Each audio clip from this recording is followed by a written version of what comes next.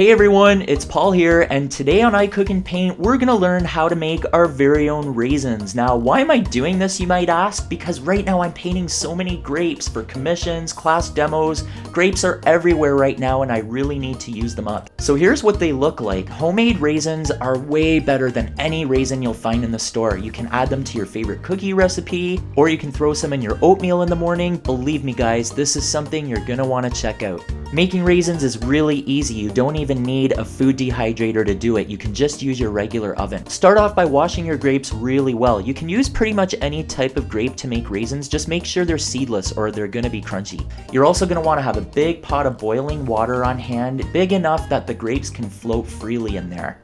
You'll also want to have a bowl of ice water nearby because we're going to be using that to shock the grapes. I'm going to plunge half of the grapes into the boiling water, and I'm only doing half because I don't want them to be overcrowded. Make sure that there's good space in between them. Now wait until their skins start to crack. It's only going to take about 30 seconds to 1 minute, but as soon as you see that most of their skins have broken open, take them out of the boiling water and plunge them into the ice water. This will stop them from cooking further. And this is what we're looking for right here. You see how there's a big crack in the skin? That's what you want. Now I'm going to do the second batch. Now you can make as many or as few raisins as you want. There really is no recipe to this. Okay, now you want to remove the grapes from the stems and start laying them out in a single layer, either on baking sheets or I'm using oven-proof plates here.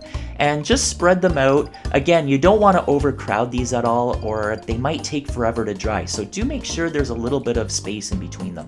Now you'll want to dab them with a paper towel to get your grapes nice and dry. And that's it, your work ends here. Pop them into the oven. I'm going to put one plate on the upper middle rack and the other two on the lower rack.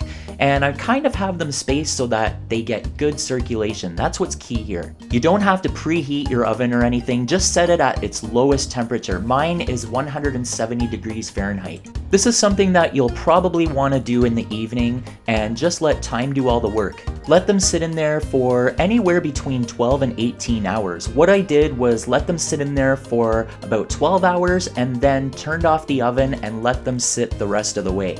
Now here's what they'll look like after about 8 to 10 hours, halfway through. So you can see they're already starting to look like raisins. Don't worry if some of them are taking a little bit longer to dry than others. Eventually they'll all get there. They look a little scary right now, but here's how they'll look after the full 18 hours. Don't worry if some of these are sticking to the plate.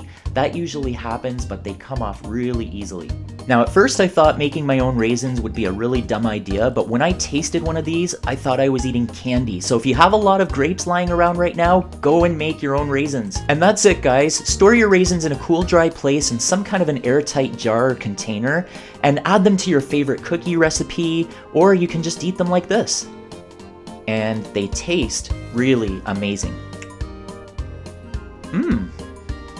By clicking the link underneath this video, you'll get the complete instructions on how to make your own raisins. Thank you all so much for watching. If you enjoyed this video, then please don't forget to give me a thumbs up. And for more great recipes and to check out my paintings, go to icookandpaint.com. And while you're at it, why not follow me on Instagram and Facebook? And hey, don't forget to subscribe for more great videos. Thanks again for watching, guys. See you soon.